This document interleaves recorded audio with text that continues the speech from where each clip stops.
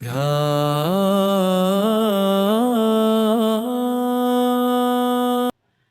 سوال کہ آسمان کب بنائے گئے ایک ایسا سوال ہے جس نے ہزاروں سال سے انسان کو سوچنے پر مجبور کیا ہے۔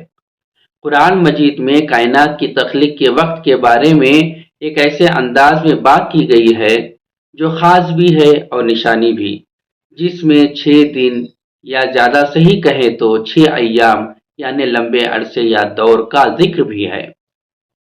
قرآن مجید میں اللہ تعالیٰ فرماتا ہے، بے شک تمہارا رب ہے جس نے آسمان اور زمین کو 6 ایام میں پیدا کیا، پھر عرش پر مستوی ہوا۔ یہ سمجھنا بہت ضروری ہے کہ یہ دن ضروری نہیں کہ ہمارے زمین کے 24 گھنٹوں والے دن ہو، کیونکہ زمین پر دن کا تصور تب شروع ہوا جب زمین خود بنی اور اس نے گھومنا شروع کیا۔ یہ اللہ کے مقرر کیے ہوئے عرصے ہیں جن کی صحیح لمبائی صرف اللہ تعالیٰ جانتا ہے۔ تخلیق کے یہ مرحلے یا دور آج کی سائنس کی سمجھ سے بھی ملتے جلتے ہیں، جو یہ بتاتی ہے کہ کائنات بہت لمبے عرصے میں بنی ہے۔ بگ بینگ کے پہلے نقطے سے گہری چیزوں کو جو ہم آج دیکھتے ہیں، 1400 سال پہلے نازل ہونے والے قرآن مجید کا یہ بیان ایک ایسی تصویر پیش کرتا ہے جو حیران کن لیکن اس سوچ کے مترادف ہے کہ اللہ کی رحمت کا معجزہ بتدریج پیدا ہوا ہے، یعنی دھیرے دھیرے پیدا ہوا ہے۔ زور اس بات پر نہیں کہ انسانی معیار کے مطابق اس میں کتنا وقت لگا، بلکہ یہ تخلیق اس کام کے طریقہ کار اور مقصد پر ہے۔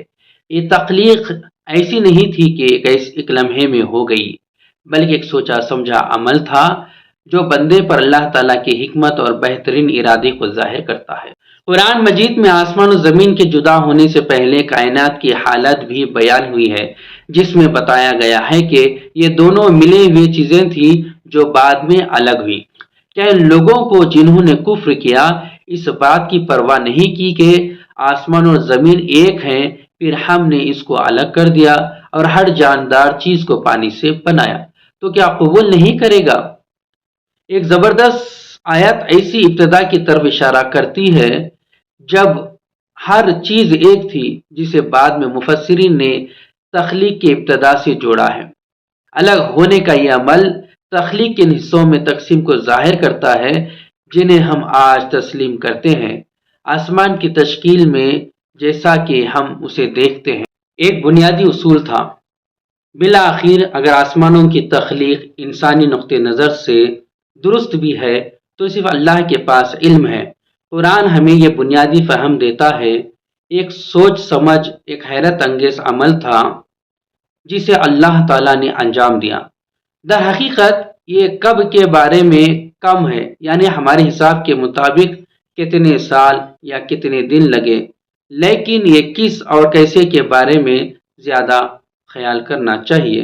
یعنی اس عظیم اور پرامن مخلوق کو اللہ تعالیٰ جس نے اس عظیم اور پرامن تخلیق کو عدم کی حالت سے یا ابتدا سے انتہا تک پیدا کیا اور اپنی کامل حکمت اور بہترین طریقے سے تخلیق کیا، ایک بنیادی اصول تھا۔ بالآخر اگر آسمانوں کی تخلیق انسانی نقطہ نظر سے صحیح بھی ہے تو صرف اللہ کے پاس علم ہے۔ قرآن ہمیں یہ بنیادی سمجھ دیتا ہے کہ ایک سوچی سمجھی ایک حیرت انگیز عمل تھی جسے اللہ تعالیٰ نے انجام دیا، یعنی ہمارے حساب کے مطابق کتنے سال یا کتنے دن لگے، لیکن یہ کس اور کیسے کے بارے میں زیادہ ہے۔ یعنی اس عظیم اور پرامن مخلوق کو اللہ تعالیٰ جس نے اس عظیم اور پرامن تخلیق کو عدم کی حالت سے یا ابتدا سے انتہا تک پیدا کیا اور اپنی کامل حکمت اور بہترین طریقے سے تخلیق کیا۔ یہ 4 الفاظ اللہ کی تخلیق کام کے کمال اور فضیلت کو ظاہر کرتے ہیں اور ہمیں آسمانوں میں چھپی عظمتوں اور خوبیوں کی قدر کرنے کی ترغیب دیتے ہیں۔ یہ بے کنارہ وسعت اور یہ وہ آسمان تھا جو میرے پیداوار ہونے کا منتظر تھا۔ جب ہم آسمانوں کے لامحدود ناقابل تصور وسعت اور اس کی رونق کے بارے میں سوچتے ہیں تو فطری طور پر ہمیں اپنے وجود پر گہری شرمندگی محسوس ہوتی ہے۔ ذرا ہماری سرزمین کو دیکھو، اس عظیم اور شاندار منظر میں ایک چھوٹے سے ذرے کی طرح ہے۔ ہمارا سورج کہکشاں میں نامیاتی ستاروں میں سے صرف ایک ستارہ ہے اور خود کہکشاں۔ اس کائنات میں جسے ہم دیکھ سکتے ہیں، نامیاتی شاہد نامیاتی کہکشاؤں میں سے صرف ایک ستارہ ہے۔ ان میں سر کہکشاں میں لاتعداد ستارے ہیں، اور شاید بہت سے ستاروں کو گروپوں میں بھی ستاروں کا اپنا نظام ہے۔ اس طرح کے دماغ کو ہلا دینے والے صورتحال سے سامنے ہماری زندگیاں، ہمارے شہر، یہاں تک کہ ہماری پوری زمین بھی بہت چھوٹی اور عارضی معلوم ہوتی ہے۔ لیکن اس احساس کا مطلب ہماری اہمیت کو کم کرنا نہیں، بلکہ چیزوں کو دیکھنے کے لیے اپنے انداز کو درست کرنا ہے۔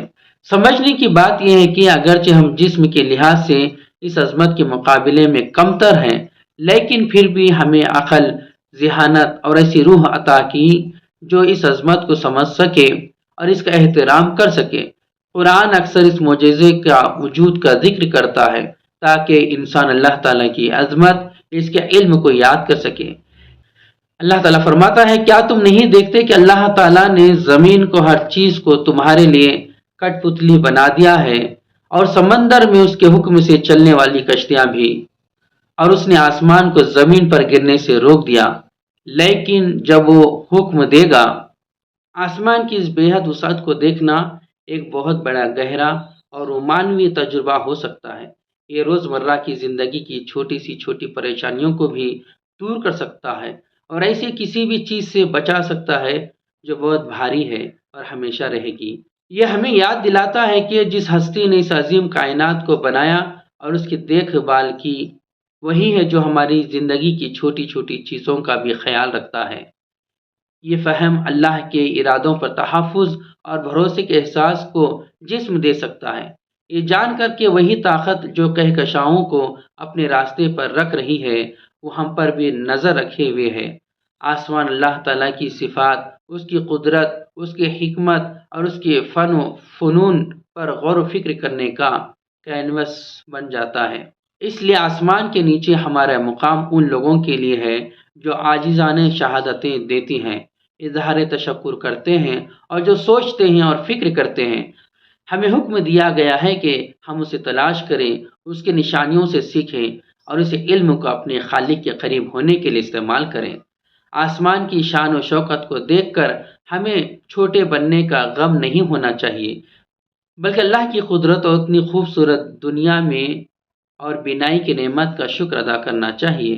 یہ دعویٰ ہے کہ ہم اس پر اپنے انحصار کو پہچانیں گے اور ایسی زندگی بسر کریں گے جو اس نظام اور حسن کے مطابق ہو جو اس نے کائنات میں قائم کیا ہے، اور زمین پر اس کے نائب کی حیثیت سے اپنے مقصد کو پورا کرنے کی کوشش کریں گے۔